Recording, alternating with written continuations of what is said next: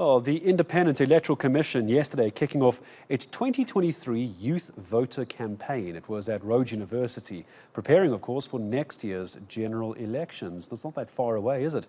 The campaign aims to educate youth at tertiary institutions about their civic and also their democratic rights and responsibilities, amongst many other issues. Now, let's head over to IEC's Vice Chairperson. It's Janet Love making time for us this afternoon. Hello to you, Janet. Good to hear from you again. And I say it's next year's elections because up to now we keep saying 2024's elections, but now it's next year as well. So you're getting onto the youth campaign nice and early. Why so important to do it so early in the year?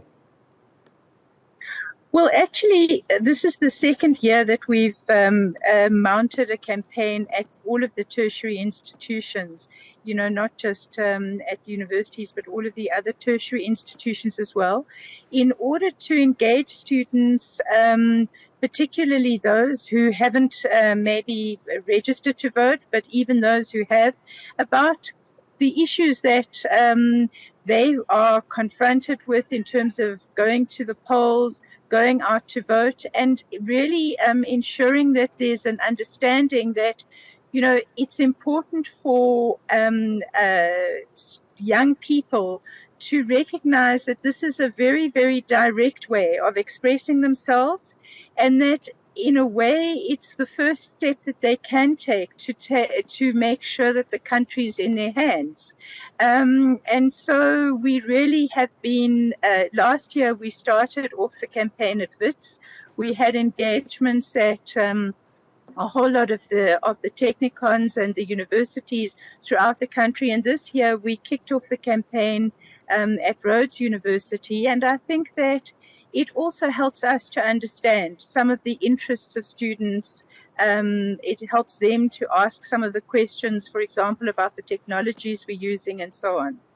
And I suppose it all comes down to not just political education and understanding why you are voting a certain way for a political party, but also electoral education as well, and trying to help the youth of today understand the importance of it, especially the student movement, who are so vocal and want to hold government to account of promises made in the past, but don't always know exactly how to go about exercising that correctly, because it also leads very nicely to getting more youth to come out, because we know the voter apathy amongst the youth in the last elections was quite high, wasn't it? Not a lot of youngsters coming out.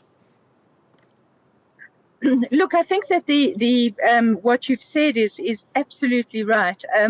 We certainly do see a huge challenge in engaging young people to make sure that young people see the importance of voting.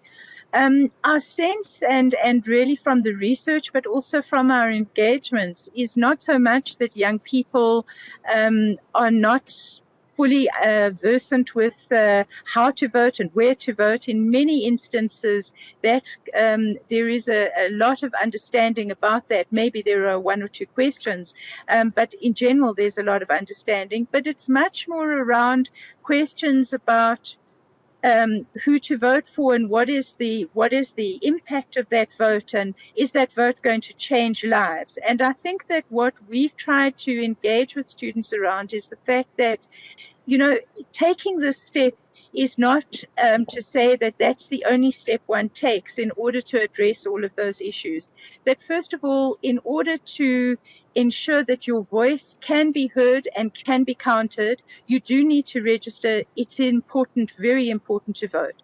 And once you've voted, it becomes a lot more the recognition, the consciousness to be monitoring what the organization or the individual that you voted for is doing or not doing. That becomes something that's much more embedded in what you're looking at.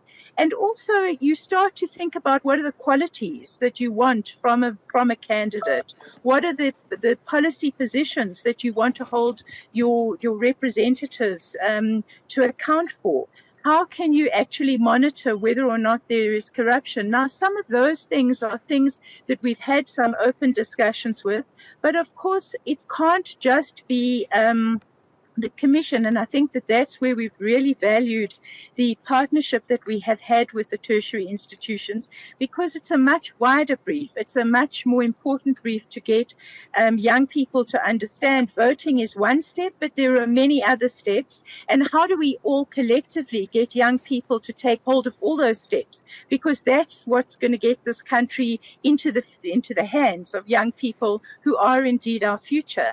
So that's I think really the kind of perspective from which we've been moving, and the uptake this year from particularly the student representative body and the SRC and the student and population as a whole, but also the institution, Rhodes University, the Vice Chancellor, the Head of Student Affairs. I mean, there was a real coming together around these issues so that we could have the debates, we could have the discussions, and we hope that that's just a start.